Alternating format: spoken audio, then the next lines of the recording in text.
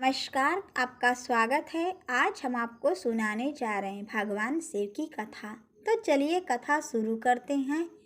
किसी नगर में एक सुप्रिय नाम का एक धर्मात्मा और सदाचारी वैश्य था। वह भगवान शिव का अनन्य भक्त था। वह निरंतर उनकी आराधना, पूजन और ध्यान में अपना सारा समय बिताता था। वह अपने सारे कार्य भगवान शिव को अर्पित करके करता था। मन वचन कर्म से वह पूर्णतः शिव में ही लीन रहता था। उसकी इस शिव भक्ति से दारुक नाम का एक राक्षस बहुत क्रुद्ध रहता था। उसे भगवान शिव की पूजा किसी प्रकार की भी अच्छी नहीं लगती। वह निरंतर इस बात का प्रयत्न किया करता था कि उस सुप्रिय की पूजा अर्चना में विघ्न पहुँचे। एक बार सुप्रिय नौका पर सवार होकर कहीं जा रहा था।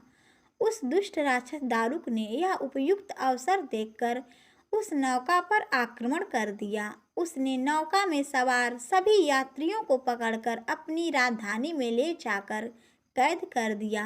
सुप्रिय को कारागार में भी अपने नित्य नियम के अनुसार भगवान शिव की पूजा आराधना करने लगा। अन्य बंदी यात्रियों को भी वह शिव भक्ति की प्रेरणा देने लगा। दारुक ने जब अपने सेवकों से सुप्रिय के विषय में यह समाचार सुना तब वह अत्यंत क्रुद्ध होकर उस कारागार में आ पहुंचा। सुप्रिय उस समय भगवान शिव के चरणों में ध्यान लगाए हुए दोनों आंखें बंद किए बैठा था। उस राक्षस ने उसकी यह मुद्रा देखकर अत्यंत भीषण स्वर में उसे डांटते हुए कहा, अरे दुष्ट वैश्य, तू आंखें बंद कर। इस समय यहाँ कौन से उपद्रव और षड्यंत्र करने की बातें सोच रहा है। उसके यह कहने पर भी धर्मात्मा शिव भक्त सुप्रिय की समाधि भंग नहीं हुई।